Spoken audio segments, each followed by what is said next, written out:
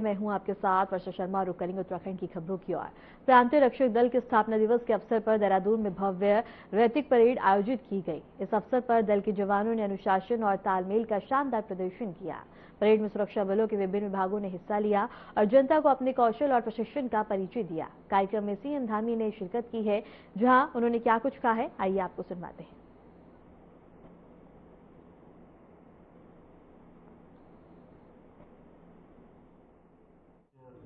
रक्षक दल के स्थापना दिवस के अवसर पर आयोजित रैतिक परेड के अवसर पर मंच पर आसीन अभी आपने जिनका बहुत सारगर्भित और बहुत सारे काम जो पीआरडी जवानों के उत्थान के लिए, उनके उन्नयन के लिए, उनके कल्याण के लिए किए जा रहे हैं, बहुत विस्तार से जिन कामों को उन्होंने स्वयं आगे बढ़ाने का काम किया है,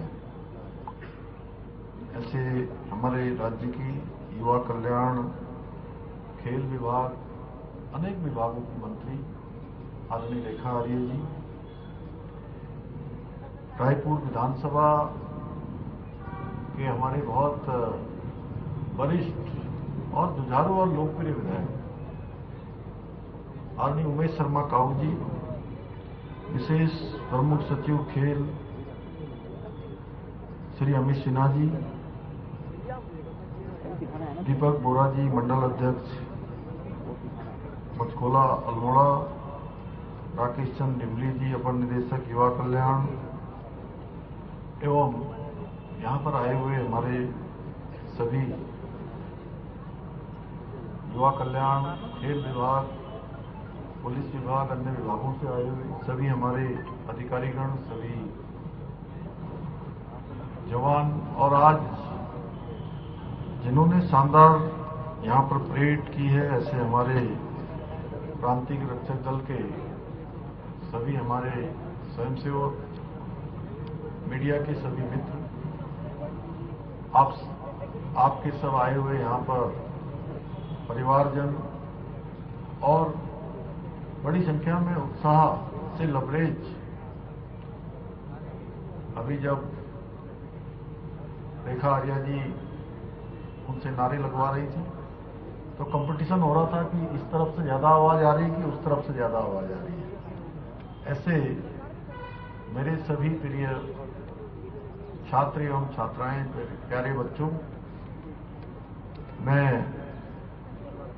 सबसे पहले प्रांतीय रक्षक दल के स्थापना दिवस के अवसर पर आप सभी को हार्दिक बधाई देता हूं, शुभकामनाएं देता हूं और आप लोगों के द्वारा जब यहाँ पर अभी रैतिक परेड, जिसकी मुझे सलामी के लिए हम सब खड़े थे यहाँ पर, तो सच में शानदार जो रैतिक परेड का आप सब लोगों ने यहाँ पर प्रस्तुतिकरण किया, रैतिक परेड की, ऐसा लग रहा था एक बार तो कि जैसे प्रांतीय रक्षक दल के हमारे ये जवान परेड नहीं कर रहे हैं, बल्कि ऐसा लग रहा था कि मिलिट्री के लोग परेड कर रहे हैं।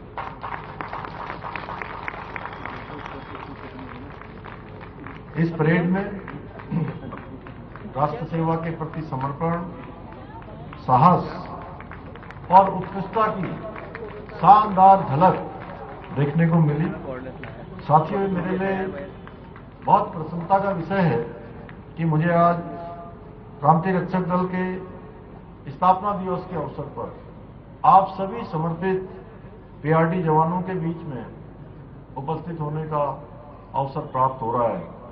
आज के इस अवसर पर जहां एक और विभिन्न परीक्षाओं में उत्कृष्ट परिणाम प्राप्त करने वाले पीआरडी जवानों के हमारे मेधावी बच्चों को छात्रवृत्ति प्रदान की जा रही है, वहीं मृत एवं सेवानिवृत्त पीआरडी जवानों और उनके आश्रितों को आर्थिक सहायता भी प्रदान की जा रही है। साथियों, आप सभी ने धैर्य से, समर्पण से और अदम्य इच्छा शक्ति के साथ प्रदेश में सामाजिक सुरक्षा और जनसेवा के क्षेत्र में हमेशा अग्रणी भूमिका निभाई है। आप लोग प्रदेश में अनेक कामों को आगे बढ़ाते हैं, अनेक कामों का संचालन करते हैं, व्यवस्थित करते हैं, उनको समन्वय में ले जाने का काम करते हैं। चाहे वो यातायात व्यवस्था को सुचारू बनाना हो, प्रशासन की सहायता करनी हो, सुरक्षा व्यवस्था देखनी हो, या कहीं लिपिकी कार्यों को और विभिन्न दायित्वों को अत्यंत कुशलता और निष्ठा के साथ निभा रहे हैं। इसके साथ ही जैसा अभी माननीय मंत्री जी ने बताया कि बहुत सारे काम, चाहे वो प्राकृतिक आपदाओं के दौरान हो या प्रत्येक चुनौतीपूर्ण परिस्थिति में सबसे पहले पहुंचकर जनजीवन की रक्षा करने में अपना महत्वपूर्ण योगदान देना हो। आप लोगों ने चारधाम यात्रा के दौरान भी जिस धैर्य से, संवेदनशीलता और सजगता के साथ लाखों लाख श्रद्धालुओं को सुरक्षित यात्रा संपन्न कराने में अपना सहयोग दिया है, वो अत्यंत प्रशंसनीय है। इसके लिए मैं आप सभी का हृदय तल से आभार व्यक्त करता हूं। साथियों, हमारी सरकार ने आप लोगों के कल्याण और हितों की रक्षा के लिए अनेकों महत्वपूर्ण निर्णय लिए हैं। उनको बहुत विस्तार से अभी माननीय मंत्री रेखा जी ने बहुत विस्तार से यहां पर आप सबके समक्ष रखा। जहां राज्य गठन के समय हमारे पीआरडी जवानों को मात्र 65 रुपये प्रतिदिन भत्ता मिलता था, उसमें 10 गुना वृद्धि करते हुए 650 रुपये प्रतिदिन करने का काम किया है। वहीं हमने नई नियमावली जारी करने के उपरांत जहां एक और पीआरडी जवानों के आश्रित बच्चों को छात्रवृत्ति प्रदान करने का भी कार्य किया है, वहीं मृत एवं घायल पीआरडी जवानों और उनके आश्रितों को 70 लाख रुपए से अधिक की सहायता राशि भी प्रदान की है। इसके साथ ही हमने 10 वर्ष की सेवा पूर्ण करने के बाद सेवानिवृत्त हुए पीआरडी जवानों को 18 लाख रुपए का एकमुश्त सेवा भत्ता भी प्रदान किया है। यही नहीं, हमने सांप्रदायिक दंगों में ड्यूटी के दौरान मृत्यु होने पर परिवार को मिलने वाली राशि को भी बढ़ाया है, 1 लाख से 2 लाख किया है। हमने जहां एक और पीआरडी जवानों की अति संवेदनशील ड्यूटी में मृत्यु होने पर देय राशि 75,000 रुपये से बढ़ाकर 1.5 लाख रुपए की है। वहीं सामान्य ड्यूटी में मृत्यु होने के दशा में मिलने वाली राशि को भी 50,000 से बढ़ाकर 1 लाख रुपया किया है। इतना ही नहीं, हमने सांप्रदायिक दंगों और अति संवेदनशील ड्यूटी के दौरान जान गंवाने वाले स्वयंसेवकों के अंतिम संस्कार के लिए भी नई नियमावली में अलग से प्रावधान किया है। इसके साथ साथ हमने प्राकृतिक आपदा के कारण होने वाले नुकसान के लिए भी संबंधित अधिकारी की संस्तुति पर अधिकतम 50,000 रुपये की सहायता का प्रावधान भी पीआरडी जवानों के लिए किया है। हमारे जवानों की सेवा के प्रति निष्ठा का सम्मान करते हुए हमने वर्ष 2023 में शासनादेश जारी कर मृत एवं अपंग जवानों के आश्रितों को पीआरडी जवानों के रूप में पंजीकृत करना आरंभ किया था, जिसके पश्चात अभी तक पंजीकृत 190 आश्रितों में से 133 आश्रितों को रोजगार भी प्रदान किया जा चुका है। मुझे बताया गया कि इस माह 149 पंजीकृत आश्रितों को विभागीय अर्धसैन्य प्रशिक्षण भी प्रदान किया जाएगा, जिससे न केवल वो अपने कौशल में वृद्धि कर सकेंगे, बल्कि भविष्य में पीआरडी सेवा के विभिन्न दायित्वों को और अधिक दक्षता और कौशल के साथ, तत्परता के साथ निभाने में सक्षम होंगे। आज के इस अवसर पर आपके लिए मैं कुछ घोषणाएं भी करना चाहता हूं कि पीआरडी के हमारे जवानों के लिए एक विशिष्ट प्रशिक्षण संस्थान की स्थापना की जाएगी। पीआरडी जवानों को अब ड्यूटी के दौरान चिकित्सालय में भर्ती होने की स्थिति में उपचार के दौरान ड्यूटी पर ही माना जाएगा और उन्हें अधिकतम 6 माह का मानदेय भी प्रदान किया जाएगा। इसके अतिरिक्त ग्राम स्थल रायपुर में खेल मैदान का निर्माण भी किया जाएगा।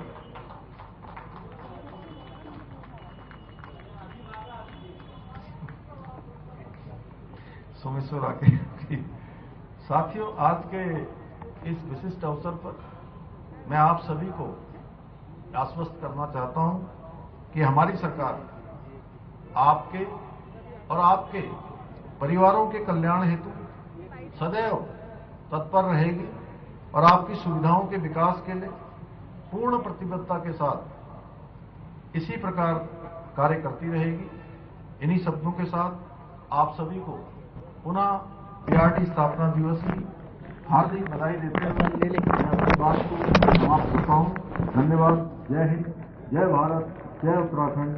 भारत माता की, भारत माता की।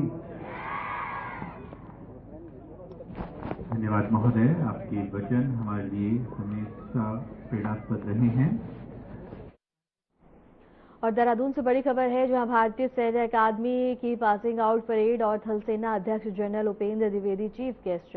यहां बता दें कि भारतीय सेना अकादमी में समारोह की तैयारियां शुरू। 13 दिसंबर को परेड की सलामी लेंगे उपेंद्र द्विवेदी और मित्र राष्ट्रों के बता दें कि कैंडिडेट भी यहां पे पास आउट होंगे। सबकी बड़ी खबर हम आपको बता रहे हैं, जहां 13 दिसंबर को परेड की सलामी लेंगे उपेंद्र द्विवेदी। और देहरादून से बड़ी खबर है, जहां भारतीय सैन्य अकादमी की पासिंग आउट परेड और थल सेना अध्यक्ष general Upendra Dwivedi chief guest यहां होंगे। और इसके साथ ही बता दें कि भारतीय सेना अकादमी में समारोह की तैयारियां शुरू हो गई हैं। 13 दिसंबर को परेड की सलामी लेंगे उपेंद्र द्विवेदी और मित्र राष्ट्रों के कैंडिडेट भी यहां पे पास आउट होंगे।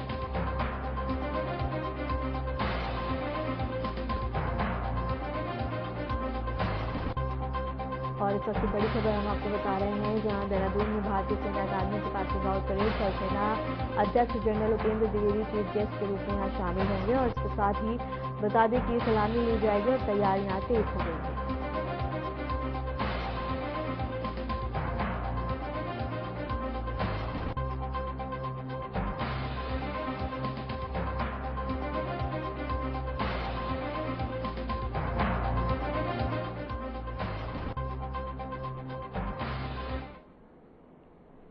स्वास्थ्य मंत्री धन सिंह रावत के आवास पर नर्सिंग स्टाफ ने घेराव की तैयारी शुरू की है। नर्सिंग एकता मंच के प्रदर्शन के चलते मौके पर भारी पुलिस बल तैनात किया गया।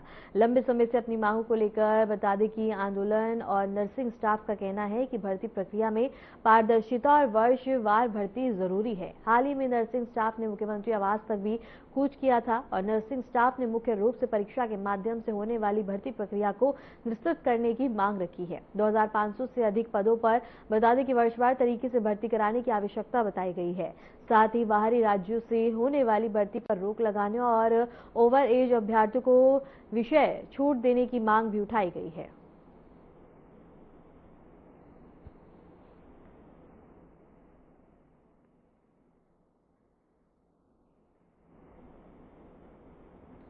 और इसके साथ ही बता दें कि कांग्रेस नेता ने प्रदर्शन को समर्थन भी दिया है और स्वास्थ्य मंत्री के आवास का घेराव किया गया, जहां बता दें कि आवश्यकताओं पर जोर दिया गया है। यहां नारेबाजी देखने को मिली और इसके साथ ही अपनी मांगों को लेकर यहां प्रदर्शन किया जा रहा है। स्वास्थ्य मंत्री धन सिंह रावत के आवास पर नर्सिंग स्टाफ ने घेराव की तैयारी शुरू और नर्सिंग एकता मंच के प्रदर्शन के चलते मौके पर भारी पुलिस बल तैनात किया गया है।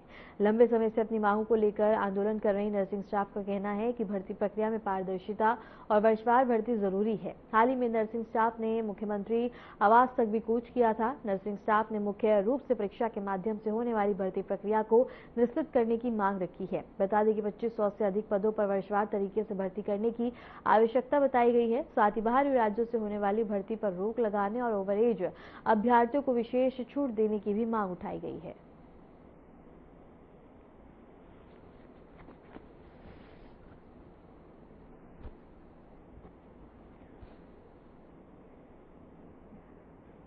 देहरादून से बड़ी खबर है, जहां पूर्व आईपीएस लोकेश्वर सिंह दोषी करार दिए गए हैं। पुलिस शिकायत प्राधिकरण ने दोषी पाया है।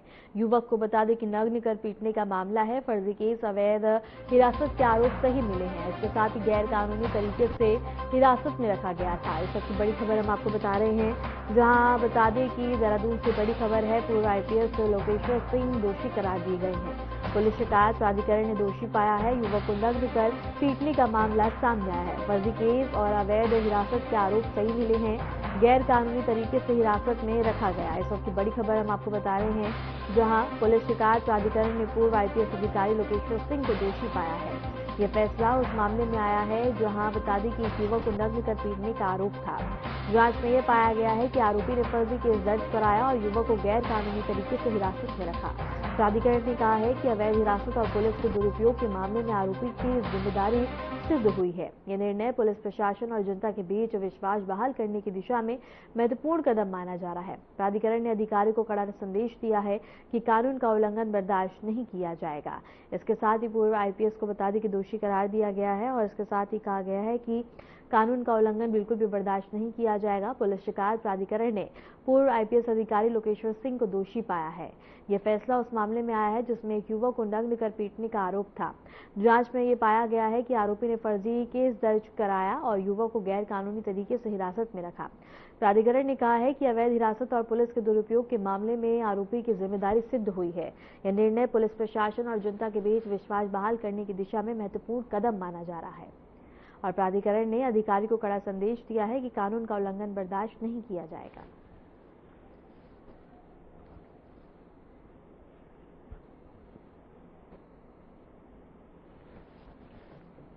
अल्पसंख्यक कार्य मंत्रालय द्वारा संपत्तियों के सुधार और पंजीकरण प्रबंधन के लिए बनाए गए वेब पोर्टल उम्मीद में रजिस्ट्रेशन की तिथि बढ़ाने का प्रस्ताव है। उत्तराखंड वक्फ बोर्ड के अध्यक्ष ने बताया है कि कुछ कारणों के चलते अब तक केवल 20% वक्फ संपत्तियां ही पोर्टल पर दर्ज कराई गई हैं। आंकड़ों की अगर बात करें तो बता दें कि कुल 5,338 संपत्तियों में से केवल 1,771 संपत्तियां ही पंजीकृत हो पाई हैं। इसके साथ ही उन्होंने बताया है कि सर्वोच्च न्यायालय के आदेशानुसार सभी को अपनी वक्फ संपत्तियों को स्टेट ट्रिब्यूनल में दर्ज कराने का निर्देश दिया गया था। गढ़वाल ने उत्तराखंड वक्फ बोर्ड को 11 दिसंबर तक समय दिया है।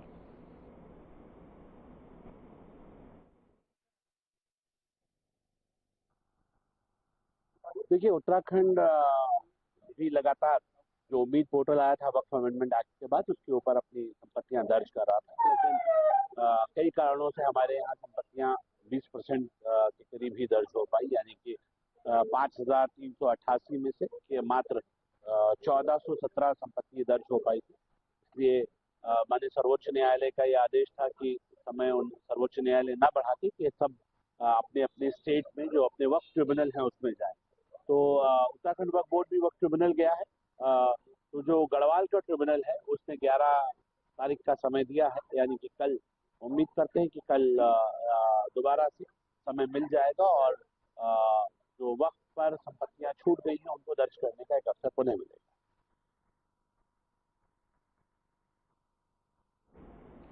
खबर देहरादून से है, जहां बता दें कि बढ़ चुकी देहरादून बासमती को बचाने के लिए जिला प्रशासन की पहल रंग ला रही है। बता दें कि सहसपुर और विकासनगर के किसानों ने ग्राम उत्थान और कृषि विभाग के सहयोग से इसकी खेती फिर शुरू की है। प्रशासन रोपाई से लेकर बिक्री तक किसानों को सहारा दिया है। विभाग ने 65 रुपए प्रति किलो की दर से 200 क्विंटल से ज्यादा बासमती खरीदार किसानों को 13 लाख रुपए से अधिक का भुगतान किया है। इस अभियान में 200 से ज्यादा महिला स्वयं सहायता समूह की भी अहम भागीदारी रही है।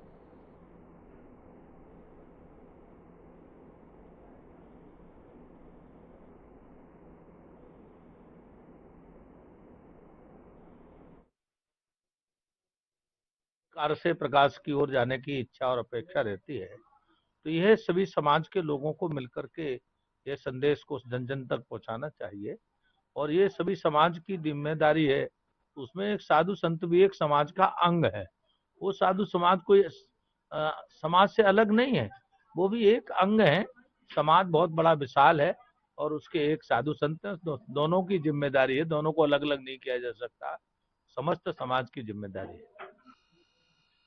पूरे विश्व में सनातन परंपराओं की जो मूल्य और मान्यता उत्सव है, तो एक एक मानव जीवन को उत्थान की ओर ले जाने वाले पर्व हैं, जीवन को अंधकार से प्रकाश की ओर ले जाने वाले पर्व है, जीवन को ज्ञान की ओर जाने का मार्ग प्रशस्त करते हैं। तो ये दीपावली पर्व अब पूरे विश्व के लिए प्रेरणा हो गया है कि लोग इससे प्रेरणा लें और उस मार्ग पर चलें।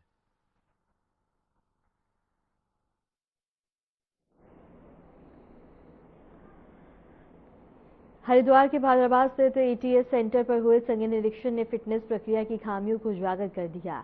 आरटीओ निखिल शर्मा और संभावित निरीक्षक आनंद वर्धन ने मौके पर पहुंचकर न केवल फिटनेस टेस्टिंग की वास्तविक स्थिति की जांच की, बल्कि स्टाफ को कड़े निर्देश भी दिए। निरीक्षण के दौरान सेंटर पर खड़े वाहनों की एक-एक कर बारीकी से जांच की गई। तकनीकी टीम ने 28 वाहनों का प्रशिक्षण किया, जिनमें से 10 वाहन ने फिटनेस मानकों की धज्जियां उड़ा दी और उन्हें मौके पर ही अनफिट घोषित कर दिया गया।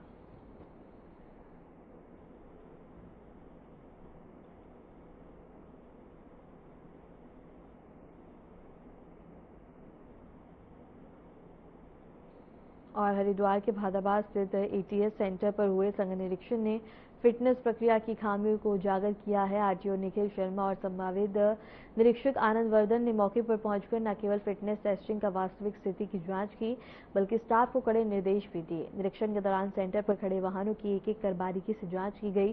तकनीकी टीम ने 28 वाहनों का प्रशिक्षण किया, जिनमें से 10 वाहनों ने फिटनेस मानकों की धज्जियां उड़ा दी और उन्हें मौके पर ही अनफिट घोषित कर दिया गया।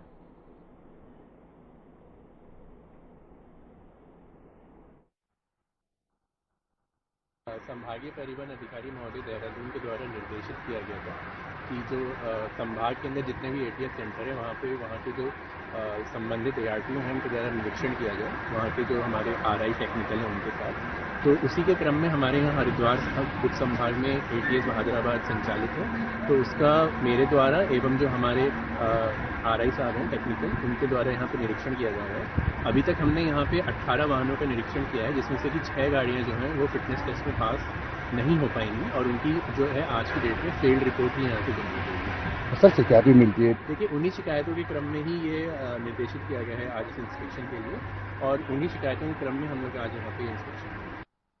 इसी पे रुक करेंगे हमारे संवाददाता संजय पुंदीर का। संजय, क्या कुछ जानकारी है पूरे मामले पे?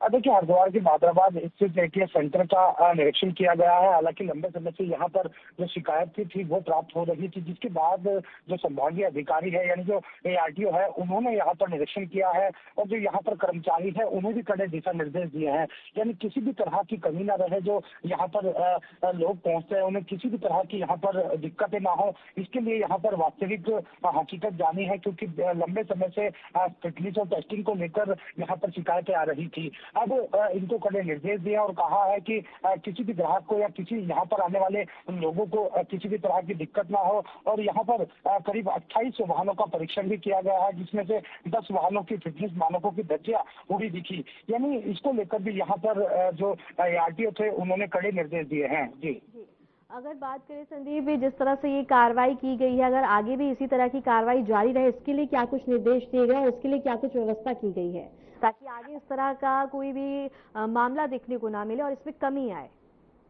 देखिए, यहाँ पर जो एआरटीओ निखिल शर्मा पहुंचे थे उन्होंने इस मामले को बड़े ही गंभीरता से लिया है और नाराजगी भी जताई है। तो उन्होंने साफ तौर पर कहा है कि किसी भी तरह की यहाँ पर लापरवाही नहीं बरती जानी चाहिए, जिसको लेकर यहाँ पर जो कर्मचारी मौजूद थे जो यहाँ पर काम कर रहे थे उन्हें भी कड़े निर्देश दिए हैं। जी संजय, अगर बात करें तो क्योंकि काफी लंबे समय से इसकी शिकायत मिल रही होगी, लेकिन अभी जिस तरह से ये कार्रवाई की गई है, ये कार्रवाई आखिर पहले क्यों नहीं हुई ताकि इसमें कमी देखने को मिले, इसको लेकर कोई जानकारी? देखिए, लंबे समय से लगातार ही अगर बात की जाए तो यहाँ पर जो शिकायतें थी वो प्राप्त हो रही थी, जिसके बाद पहले भी यहाँ परिवहन विभाग के द्वारा निरीक्षण किया गया था और पहले भी यहाँ जैसा निर्देश दिए थे, लेकिन उसके बावजूद भी जो व्यवस्थाएं थी वो सही नहीं हुई थी। जिसके बाद खुद यहाँ पर जो एआरटीओ निखिल शर्मा थे वो पहुंचे थे और यहाँ पर पूरी तरह रिकॉर्ड भी चेक किया है, क्योंकि फैन फिटनेस और जो रिपोर्ट पोर्टल था वो समय पर पूरी तरह अपलोड नहीं हो रहा था और रिकॉर्ड में भी किसी न किसी प्रकार की यहाँ जो गड़बड़ी थी वो देखने को मिली थी। आगे इस तरह की ना हो, यहाँ पर कड़े दिशा निर्देश दिए गए हैं। जी ठीक है संजय, आपको बहुत बहुत शुक्रिया हमारे साथ जुड़ने के लिए, तमाम जानकारी साझा करने के लिए। हरिद्वार के प्रेमनगर आश्रम के पास नेशनल हाईवे पर देर रात तेज रफ्तार बोलेरो कार अनियंत्रित होकर पुल निर्माण कार्य में लगे जनरेटर से टकरा गई। टक्कर इतनी जोरदार थी कि कार पलटते हुए वहीं आश्रम कर रहे और इसके साथ ही आराम कर रहे मजदूरों पर जा गिरी, जिससे अफरा तफरी मच गई। सूचना मिलते ही पुलिस और स्थानीय प्रशासन तुरंत मौके पर पहुंचे और एम्बुलेंस की मदद से दबे हुए मजदूरों को बाहर निकालकर नजदीकी हायर सेंटर भेजा गया, जहां उनका इलाज जारी है।